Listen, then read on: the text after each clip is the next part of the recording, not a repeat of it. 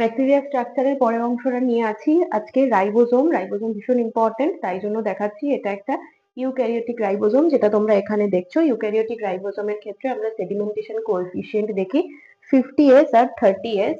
ঠিক আছে। এমআরএনএ হচ্ছে এই লাল অংশটা, নীল অংশটা আমি টিআরএনএ দেখিয়েছি, আর এখানে লেখা আছে অ্যামাইনো অ্যাসিড। অ্যামাইনো অ্যাসিড গুলো এই ছোট ছোট গোল গোল যেগুলো, সেগুলোকে বলেছি। আর পুরো যে জিনিসটা সেটা হলো পলিপেপটাইড চেন। তোমাদের রাইবোজোম দরকার কেন হচ্ছে ব্যাকটেরিয়ার ক্ষেত্রে? কারণ এটা প্রোটিন সংশ্লেষ করছে, অর্থাৎ প্রোটিন সংশ্লেষ করা এর কাজ। আরেকটা জিনিস রাইবোজোমের ক্ষেত্রে মনে রাখতে হবে যে এগুলো ক্ষুদ্র দানাদার দেখতে হয়। এখানে বড় করে জিনিসটাকে আমি এঁকেছি, এবং প্রত্যেক কটা রাইবোজোম দানা কিন্তু 10 থেকে 30 ন্যানোমিটার ব্যাস বিশিষ্ট। ঠিক আছে। আর কি হয় যে সমস্ত সাইটোপ্লাজমে রাইবোজোম দানাগুলো অন্যান্য সঞ্চিত পদার্থের সাথে অবস্থান করায় সাইটোপ্লাজমকে দানাদার দেখায়। এটাও একটা ইম্পর্টেন্ট জিনিস। আর এই এস গুলো হচ্ছে, এস লেখা মানে হচ্ছে সেডিমেন্টেশন কোএফিসিয়েন্ট। সেডিমেন্টেশন কোএফিসিয়েন্ট নিয়ে আমি আলাদা একটা ভিডিও দিয়ে দেবো। ব্যাকটেরিয়ার ক্ষেত্রে রাইবোজোমের কাজ কি, বা রাইবোজোমের মধ্যে কি কি থাকছে, সেই জিনিসটা তোমরা এখান থেকে পেয়ে গেলে। যদিও এমআরএনএ টিআরএনএ ডিটেলস যেটা, সেটা তোমরা ক্লাস 12 এ পড়বে। এখন আপাতত এইটুকু জানলেই হবে। তার পাশে আমি মেসোজোমকে আলাদা করে এঁকেছি। মেসোজোম হচ্ছে অন্তঃস্থ পর্দা, মানে রাইবোজোম যেরকম দেখলাম, তার পাশে থাকছে এই যে মেসোজোম, কিন্তু দুটো আলাদা জিনিস, একদমই গুলিয়ে ফেলবে না। আগের ভিডিওতে তোমরা ব্যাকটেরিয়ার যে স্ট্রাকচারটা দেখেছো, সেখানে মেসোজোম আমি ছোট করে দেখিয়েছি, এখানে বড় করে দেখানো।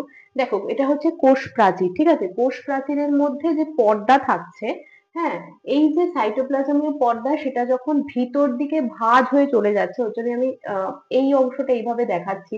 এই যে ভাঁজ হয়ে চলে যাচ্ছে, এই ভাঁজের অংশটাই কিন্তু তৈরি করছে মেসোজোম। তোমরা ছবিটা একটু ভালো করে দেখো। এবং এই যে মেসোজোমটা, এটা হচ্ছে কি বলতো, এটা হলো সাইটোপ্লাজমীয় পর্দার একটা এক্সটেনশন। এই যে পার্টটা, এই অংশটা সাইটোপ্লাজমীয় পর্দার এক্সটেনশন, এবং বিজ্ঞানী স্যালে মেসোজোমকে কন্ড্রিয়ড, ঠিক আছে, কি হচ্ছে, CHONDRIOID, এই নামে কিন্তু অভিহিত করেছেন বিজ্ঞানী স্যালে। তোমরা এর পুরো ডিটেলসটা ডেসক্রিপশন বক্সে পেয়ে যাবে, সেখান থেকে নোটস তোমরা পড়তে পারবে। এবং ব্যাকটেরিয়ার কোষের মধ্যে যে প্রোটোপ্লাস্ট থাকে, মানে কোষস্থ প্রোটোপ্লাস্টের ভিতরে সাইটোপ্লাজম পর্দার কোনো অংশ যখন প্রবেশ করছে এবং ফাঁসের ন্যায়, এই যে লাল রঙের জিনিসটা আমি দেখিয়েছি, দেখো একটা ফাঁসের ন্যায়, মানে অনেকগুলো দড়িকে যদি আমি পেঁচাতে থাকি, তাহলে যে বিশেষ একটা আমি গঠন পাবো, সেই ফাঁসের ন্যায় আকৃতির গঠনে কিন্তু পরিণত হচ্ছে এই লাল অংশটা। ঠিক আছে। তবেই কিন্তু মেসোজোম কোষঙ্গের উৎপত্তি ঘটতে পারে। এবং এই যে মেসোজোম, এই যে অংশটা, এটা আমরা অধিকাংশ কোথায় পাচ্ছি? প্রশ্ন, গ্রাম পজিটিভ ব্যাকটেরিয়ার ক্ষেত্রে পাচ্ছি। তাহলে তোমরা বলবে যে গ্রাম নেগেটিভ ব্যাকটেরিয়ার ক্ষেত্রে কি আমরা পাচ্ছি না? সেটা নয়। মেসোজোম যে পদার্থগুলো, সেগুলো দুরকম গঠন বিন্যাস থাকে। ঠিক আছে। গ্রাম পজিটিভের ক্ষেত্রেও পাই, গ্রাম নেগেটিভের ক্ষেত্রেও পাই, তবে গ্রাম পজিটিভের ক্ষেত্রে কিন্তু এই গঠনটা বেশ সুস্পষ্ট, এবং মেসোজোমটাকে ভালো করে বোঝা যায়। তাহলে গ্রাম পজিটিভ আর গ্রাম নেগেটিভ ব্যাকটেরিয়ার ক্ষেত্রে যদি কোনো বিশেষ কোষের উপস্থিতির ভিত্তিতে আমরা আলাদা করি, তাহলে মেসোজোম কিন্তু আমাদের একটা ইম্পর্টেন্ট পয়েন্ট হয়ে গেল। ঠিক আছে। এবং এই যে মেসোজোমের পদার্থগুলো দুরকম ভাবে থাকছে, কিভাবে হচ্ছে দেখো। এক, পদার্থগুলো কুণ্ডলীর মতো থাকে, মানে ল্যামেলি প্রকৃতির হয়। এই যে আমি যে ল্যামেলি এখানে করেছি, এই যে অংশটা, এটা এমন ভাবে কুণ্ডলী পাকিয়ে থাকে যেটা এই ল্যামেলির মতো হয়ে থাকে। 1 নম্বর, এটা কোথায় দেখা যায়? ল্যাক্টোব্যাসিলাস প্ল্যান্টেরাম। কোথায় দেখা যাচ্ছে? আরেকবার বলছি, ল্যাক্টোব্যাসিলাস প্ল্যান্টেরাম। যদিও ডেসক্রিপশন বক্সে দেওয়া থাকবে, তাও বলে দিচ্ছি, ল্যাক্টোব্যাসিলাস প্ল্যান্টেরাম। আরেকটা কি থাকে? ভেসিকল হয়। ভেসিকেল, এই যে পাশে যেটা এঁকেছি দেখো, এরকম ভেসিকেলের মতো হয়। হ্যাঁ, এটা হচ্ছে কি ব্যাসিলাস সাবটিলিস। Bacillus subtilis. ঠিক আছে।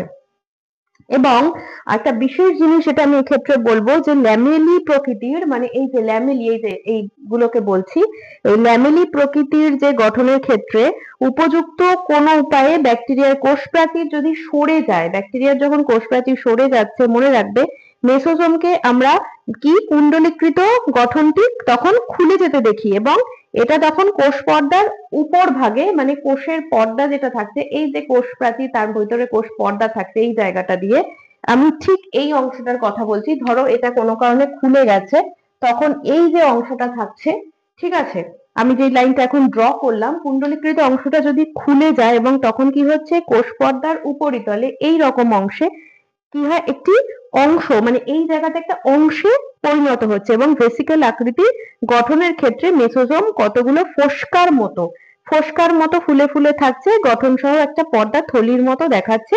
এবং এই প্রকার পর্দার থলিটি আবার প্রোটোপ্লাস্টের, মানে ব্যাকটেরিয়া কোষের ক্ষেত্রে প্রোটোপ্লাস্টের ভিতরে প্রবৃষ্ট সাইটোপ্লাজমীয় পর্দা দ্বারা পরিবৃত্ত। এই অংশটা, এই দেখো অন্তঃস্থ পর্দা তাহলে কিভাবে হলো, এগুলো যখন খুলে যাচ্ছে তখন এই যে এর ভিতরে এই একটা কোষ প্রাচীর আছে, এখানকার কিছু একটা অংশ ফুলে উঠলো, সেটা অন্তঃস্থ পর্দা। এবং এই যে অংশটা, হ্যাঁ, এইটা কি দিয়ে ঢাকা থাকছে, সাইটোপ্লাজমীয় পর্দা দিয়ে কিন্তু ঢাকা থাকছে। আর মেসোজোম সাইটোপ্লাজমীয় পর্দা ও নিউক্লিয় দেহের সহিত কি করে, সংযোগ, মানে এটা একটা কানেক্টিং বিষয় কিন্তু, ঠিক আছে। নিউক্লিয় দেহ আর সাইটোপ্লাজমীয় পর্দা, মনে রাখবে নিউক্লিয় দেহ আর সাইটোপ্লাজমীয় পর্দা। এবার আমি ল্যামেলি নিয়ে তোমাদের বলছি। ল্যামেলি, এই ছবিটা তোমরা দেখো, ল্যামেলি আর ভেসিকল, এই যে দুটো আমি এখানে এঁকেছি। হ্যাঁ, এখানে ক্রোমাটোফোর দেখিয়েছি, এই অংশটা ক্রোমাটোফোর থাকছে, ঠিক আছে। কি হয় হচ্ছে ল্যামেলি এবং ভেসিকল, ল্যামেলি মানে কি, যখন থাইলাকয়েড গুলো, এই যে এই এই অংশগুলো, এগুলো কিরকম থাকে, একটা চ্যাটালো কোষ অঙ্গাণু, মানে দেখো পাতলা একটা থালার মতো দেখতে, ঠিক আছে। এবং প্রতিটা যে ল্যামেলি থাকছে সমান্তরাল ভাবে বিন্যস্ত একক পর্দা দ্বারা গঠিত, এবং এগুলো ছোটও হতে পারে বড়ও হতে পারে। দীর্ঘ যে ল্যামেলাগুলো সেগুলো সাইটোপ্লাজমে, এই যে পুরো অংশ, এখানে আমি এঁকেছি, এখানে এঁকেছি, দেখো পুরো সাইটোপ্লাজমটা জুড়েই কিন্তু দেখতে পাচ্ছি। এবং আলোকবর্তী এবং রাসায়নিক, যেটা বর্তী বলছি, আলোকবর্তী মানে ফটোট্রপিক, রাসায়নিক বর্তী বা রসায়নবর্তী মানে কেমোট্রপিক ব্যাকটেরিয়ার সাইটোপ্লাজমে ল্যামেলি থাকে। তাহলে এই যে ল্যামেলি গুলো দুটো জায়গায় থাকে, একটা ফটোট্রপিকের ক্ষেত্রে আর একটা কেমোট্রপিকের ক্ষেত্রে। তাহলে এটাও কিন্তু তোমাদের নিটের জন্য ইম্পর্টেন্ট, যে কোথায় কোনটা থাকছে, হলো ভীষণ ইম্পর্টেন্ট, এই জায়গাটা একটু মনে রাখবে। আর সালোক সংশ্লেষকারী ব্যাকটেরিয়াতে ভেসিকল বা ক্রোমাটোফোর ও ল্যামেলি দেখা যায়। ভেসিকল, ক্রোমাটোফোর আর ল্যামেলি, এই তিনটের কথা বলে দিলাম।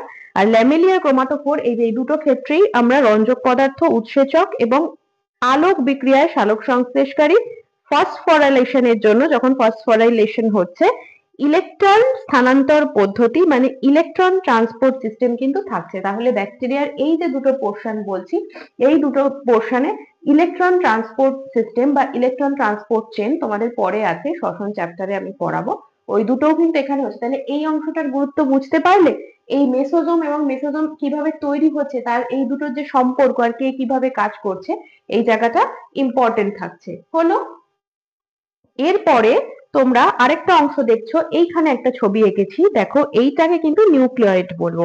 ব্যাকটেরিয়ার কোষগুলো প্রোক্যারিওটিক প্রকৃতির হয়, এদের মধ্যে কি হচ্ছে, উদ্ভিদের কোষের ইউক্যারিওট নিউক্লিয়াসের মতো নিউক্লিয় পর্দা বেষ্টিত থাকছে। এই যে নিউক্লিয় পর্দা বেষ্টিত থাকছে, সুগঠিত হচ্ছে, এবং নির্দিষ্ট আকারের নিউক্লিয়াস কিন্তু থাকছে না, নির্দিষ্ট আকারের নিউক্লিয়াস থাকছে না, হলো। আচ্ছা, আরেকটা জিনিস এখানে কি মনে রাখতে হবে, যে এইটাকে আমি কি বলছি, যে ব্যাকটেরিয়ার এর মধ্যে দ্বিতন্ত্রী ডিএনএ থাকছে এবং একটি মাত্র গোলাকার, অর্থাৎ অঙ্গুরীর ন্যায়, মানে আঙুরের মতো আকৃতির গঠন বিশিষ্ট এটা হচ্ছে। আর জেনেটিক পদার্থ এখানে কিন্তু ডিএনএ, এখানে লিখেছি, আমি বলে দিচ্ছি এই জিনিসগুলো। এটা একটা ডিএনএ স্ট্রাকচার আমি এঁকেছি, সার্কুলার করা, যেহেতু সার্কুলার হয় তার জন্য। এবার কি হচ্ছে, জেনেটিক পদার্থ অর্থাৎ ডিএনএটি ব্যাকটেরিয়ার কোষস্থ সাইটোপ্লাজমের সমগ্র অংশে থাকছে। এই কারণে ব্যাকটেরিয়ার ডিএনএ অর্থাৎ জেনেটিক পদার্থকে জেনোফোর বলা হয়। তাহলে এই অংশটাকে কেন জেনোফোর বলছি, বা জেনোফোর বিষয়টা কি, তার মধ্যে কি থাকছে, সেই জিনিসটা তোমরা এই ছবি দেখে কিন্তু আইডিয়া করতে পারছো।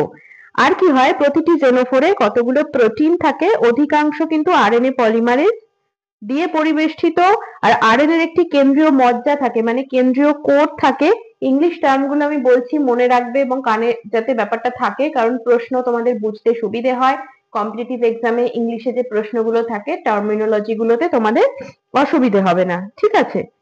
এবং এই যে কোডটা থাকে এবং এই প্রোটিন অণুতে ডিএনএ থাকে, অর্থাৎ ক্রোমোজোমটি কতগুলো অধিকুণ্ডলীকৃত ফাঁসে নেয়, মানে সুপার কয়েল লুপস। এই যে সুপার কয়েল লুপস কিন্তু এখানে তৈরি হচ্ছে, লুপের মতো স্ট্রাকচারটা দেখেছো।